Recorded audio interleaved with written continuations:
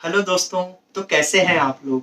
जैसा मैंने आप लोगों को प्रॉमिस किया था कि मैं 1-2 दिन में अपना पहला वीडियो लाने वाला हूँ, तो दोस्तों मैं वो वीडियो ले आया हूँ। आज का ये वीडियो खासकर उन स्टूडेंट्स के लिए है जो सितंबर में होने वाले रीट का एग्जाम देने जा रहे हैं। दोस्तों मैंने बहुत लोगों से पता किया है कि अक्सर उन लोगों को ये प्रॉब्लम रहती है कि उनके पास एग्जाम में टाइम नहीं रह पाता।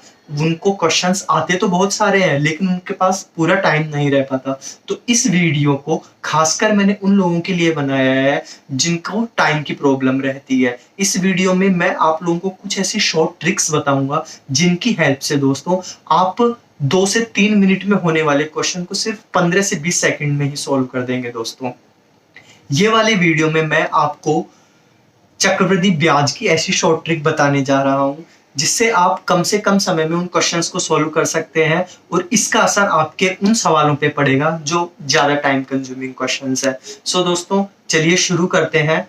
पर एक बात ध्यान में रखिए, इस वाले शॉर्ट ट्रिक में मैं आप लोगों को एक टेबल बताऊंगा जिस टेबल को आपको पूरी तरह रट लेना है। दोस्तों आपके पास बहुत कम दिन बचे हैं और मैं आशा करता हूं कि आप अगर इस ट्रिक से चलेंगे तो आप 100% उस क्वेश्चन को सॉल्व कर पाएंगे। मैंने पता किया है दोस्तों कि हर साल चक्रवृद्धि ब्याज का जब जब रीट का एग्जाम हुआ है एक ना एक क्वेश्चन 100% आया है दोस्तों। तो हम लोग उस एक क्वेश्चन को भी क्यों गलत करें। सो दोस्तों आइए हम उस एक क्वेश्चन को सही करते हैं, शॉर्ट ट्रिक को जानते हैं। मैं आप लोगों को जो टेबल बताने जा रहा हूँ उस टेबल को आपको कंप्लीटली रट लेना है जिससे आप 15 से 20 सेकंड में उस क्वेश्चन को सोल्व कर देंगे। तो दोस्तों टेबल ये है।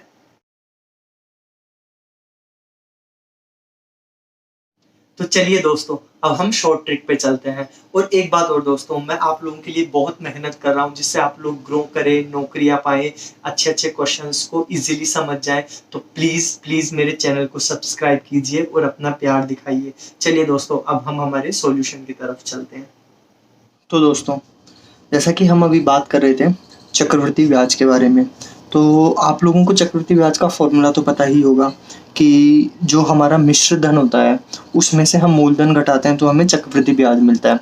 मिश्र धन क्या होता है? मिश्र धन हम निकाल सकते हैं मूलधन और उसके अलावा 1 प्लस जो भी हमारी रेट होती है, जो भी हमारी दर होती है उसको हम 100 से भाग देंगे और उसकी घात में हम समय लेंगे। तो इस तरीके से हम चक्रवृद्धि ब्याज निकालते हैं। और ये जो हमारा चक्रवृद्धि ब्याज होता है ये हम वार्षिकली ज्ञात करते हैं। ठीक है, मतलब अगर आपको एनुअली ज्ञात करने को बोला गया हो, ईयरली ज्ञात करने को बोला गया हो तो उसका फॉर्मूला ये होता है। अगर यही आपको अर्धवार्षिकली ज्ञात करने के लिए बोला गया हो, यानी अगर हाफ ईयरली ज्ञात करने को बोला गया हो, तो आप जो मिश्रधन ज्ञात होएगा वो हो जाएगा मूलधन 1 प्लस आर बटे 200 की घात 2n, ऐसे हो जाएगा। तो दोस्तों वहीं पर अगर हम देखें, अगर ये आपको क्वार्टरली बोला गया, मतलब साल के चौथे हिस्से में बोला गया हो या फिर किसी भी हिस्से में बोला गया हो, तो जो आपका मिश्रधन होता है वो आपका P इंटू 1 प्लस आर, और जिस भी हिस्से में बोला गया हो वो वाला हिस्सा मल्टीप्लाई बाई 100 और वो वाला हिस्सा मल्टीप्लाई बाई n। जैसे यहाँ पे आपको अर्धवार्षिकली बोला गया था, अर्धवार्षिकली मतलब दूसरे हिस्से में बोला गया था तो हमने t की जगह 2 रख दिया। ऐसे अगर आपको 10वें हिस्से में बोला जाए तो ये वैल्यू आपकी हो जाएगी 1 प्लस आर 10 इंटू 100,000 और 10n। तो इस तरीके से हम चक्रवृद्धि ब्याज ज्ञात कर सकते हैं। अब दोस्तों यहाँ पर मैं आपको कुछ सवाल बताऊंगा जिस तरीके के क्वेश्चन आपके एग्जाम में आ सकते हैं। 12,000 पर 8% दर से 3 वर्ष के अंत में कितना चक्रवृद्धि ब्याज मिलेगा।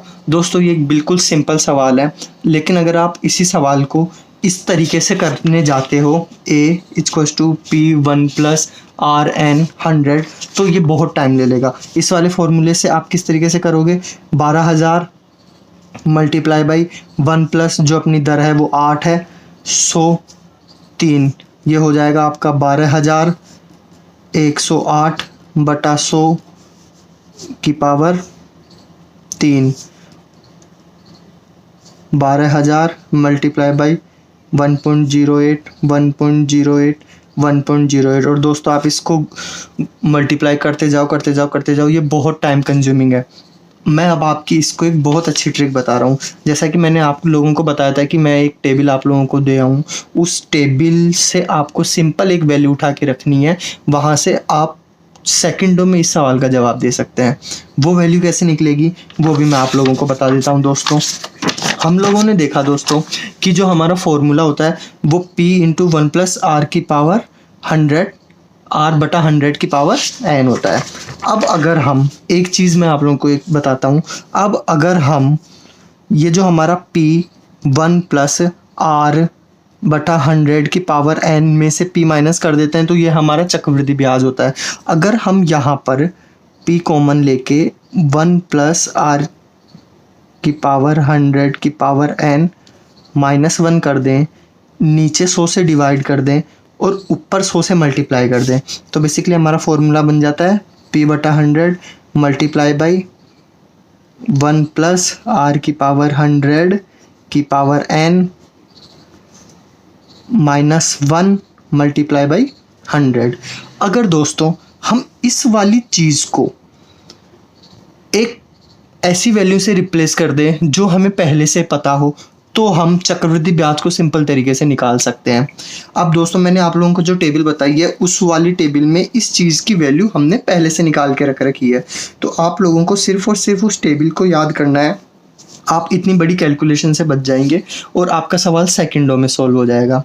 तो अगर आप देखोगे तो इस वाली वैल्यू को हम वहाँ पर कैसे रिप्लेस कर रखे हैं, तो हम सीधे सवाल में चलते हैं। 12,000 पर 8% दर से 3 वर्ष के अंत में कितना चक्रवृद्धि ब्याज मिलेगा। अगर हम उस टेबल में देखते हैं तो ये हमारी वैल्यू आती है 25.97। तो दोस्तों अपने को कुछ भी नहीं करना, सिर्फ 12,000 मल्टीप्लाई बाई 25.97 डिवाइडेड बाई 100 करना है। इसको आप सोल्व करेंगे, इस फॉर्मूले को सोल्व करेंगे, इससे ये 2 जीरो गई, 120 मल्टीप्लाई बाई 25.97 आपको आपकी वैल्यू मिल जाएगी। तो दोस्तों हमने किया क्या है, हमने कुछ भी नहीं किया, हमने सिर्फ जो भी हमारी 8% की दर से 3 वर्ष के अंत में चक्रवृद्धि ब्याज निकालना था। हम हमारी टेबल में देखेंगे कि 8% और 3 वर्ष के लिए जो हमारी वैल्यू है वो 25.97 है। तो 25.97 को हम मूलधन से गुणा कर लेंगे और बटे 100 कर देंगे, तो जो हमारी वैल्यू आएगी वो उसका चक्रवृद्धि ब्याज हो जाएगा। और अगर यहीं पे आपको अगर मिश्र धन निकालने को बोले तो मिश्र धन आप किस तरीके से निकाल लोगे, आपको आपका मूलधन पता है, आपका 12,000 है और आपको अब आपका चक्रवृद्धि ब्याज भी पता चल गया है, तो आप यहाँ से मिश्र धन भी निकाल सकते हैं। चलिए दोस्तों अगले सवाल में चलते हैं। किसी धनराशि के 8% वार्षिक दर से 3 वर्ष के चक्रवृद्धि ब्याज व साधारण ब्याज का अंतर 60 है, तो वह धनराशि कितनी है। अगर आप इसको नॉर्मल तरीके से करने जाओगे दोस्तों तो आपको वही P1 प्लस जो भी आपकी रेट है, सवाल में ही हम देख लेते हैं।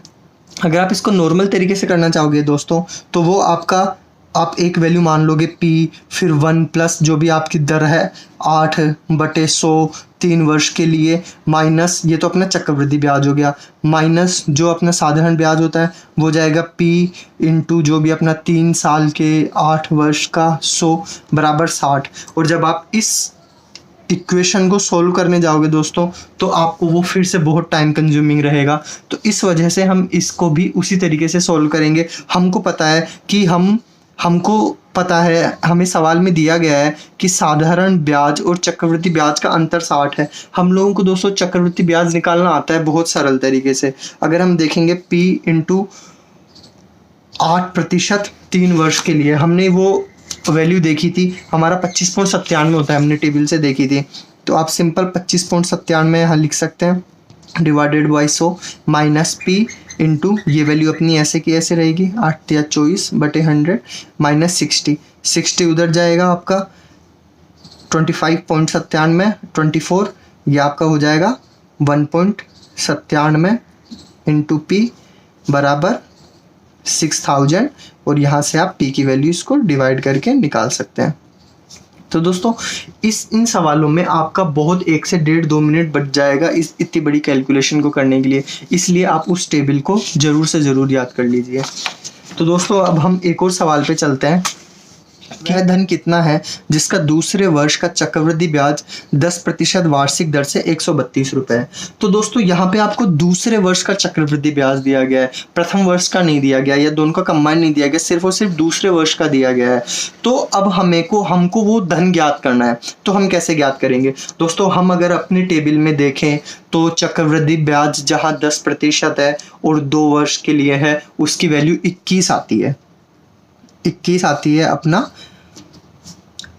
10% और 2 वर्ष के लिए जो हमारे ब्याज की दर आती है वो 21% आती है। अब हमारे को ये कह रहा है कि 10% दूसरे वर्ष का है, तो हमें जो पहले वर्ष का बचा वो कितना बचा?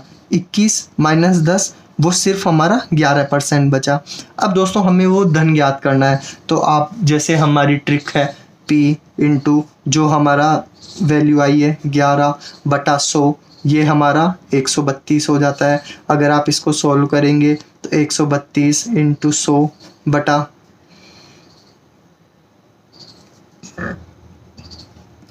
132 इंटू 100 बटा 11, यहाँ से आप इसकी वैल्यू निकाल सकते हैं।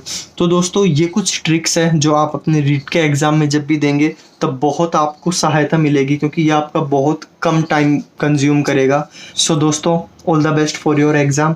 आप अच्छे से मेहनत कीजिए, सफल होइए।